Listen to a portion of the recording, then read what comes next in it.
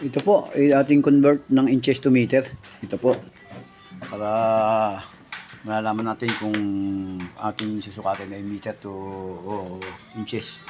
Ito po ang ating gagawin. Kunyari ating sinukat ay 6 meter. Paano po natin malalaman kung ating hininga ay 20 feet? Ito po, atin na po naman divide sa 30. By 30 po, lumabas 20 feet. Diba? Ito po ang 30 feet, atin po namang multiply po sa 30, lumabas po 9 meter. Ganyan lang po kadali. Conversion ng inches to meter, meter to inches. Ito po, 6 meter divided by 30, lumabas 20 feet. 30 feet multiply 30, lumabas 9 meter. Ganyan po, ito po sa inches naman. 1 inch, 25 millimeter kung tawagin niya, 25 lang. Yan yung 5. 75, 100, yan po sa inches.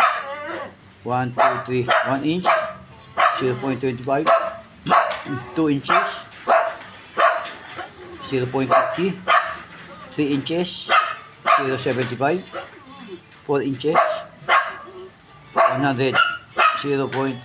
Ganyan po ang kadali ang ano po ng conversation ng inches to meter.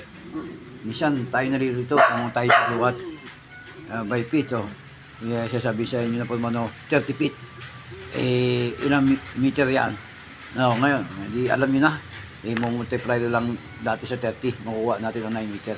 Pag sinabing ngayon sa 20 feet yan, ang inyong gawin, kung ilang meter, hindi atin lang pong i-divide sa 30. Ayan po, lumabas.